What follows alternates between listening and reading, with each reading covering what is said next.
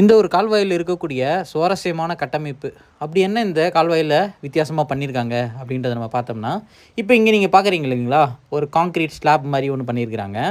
அதாவது நீருடைய மட்டம் இந்த காங்க்ரீட் ஸ்லாபை மேலே உயரும்போது ஓவர்ஃப்ளோ ஆகிற தண்ணி இந்த பிட்டுக்குள்ளே வந்து ஊற்றும். இதில் இந்த கிரில் மாதிரி வச்சுருக்காங்க இல்லைங்களா, இது வந்து எதனா உங்களுக்கு கட்டைங்களை இல்லை எதனா செத்தை வருது அப்படின்னா அதை வந்து அங்கே ஃபில்ட்ரு பண்ணணும் அப்படின்றதுக்காக அதை பண்ணியிருக்கிறாங்க. ஓவர்ஃப்ளோ ஆகி உள்ளே வர தண்ணி இதுக்குள்ளே வந்து நிரம்புங்க.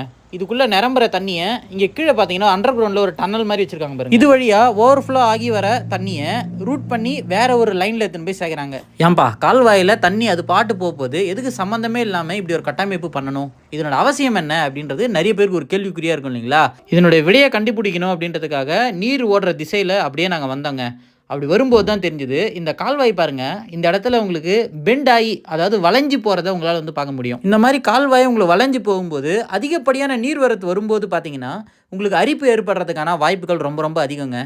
அதனால் வாட்டரினுடைய ஃப்ளோவை குறைக்கணும் அப்படின்றதுக்காக தான் முன்கூட்டியே அவங்க அந்த மாதிரி அண்டர் கிரவுண்ட் டனல் வச்சு தண்ணியை எடுத்துகிட்டு போயிட்டு வேற ஒரு இடத்துல திரும்பி சேர்த்து இருக்கிறத பார்க்க முடியும். சரிங்க, உங்களுக்கான ஒரு கேள்வி. இப்போ நீங்கள் பார்க்குறீங்க பார்த்தீங்களா, இந்த இடத்துல ஒரு ஸ்லிட் மாதிரி வச்சுருக்காங்க. எதுக்கு இந்த மாதிரி சம்மந்தமே இல்லாமல் ஒரு ஸ்லிட் மாதிரி வச்சுருக்காங்க?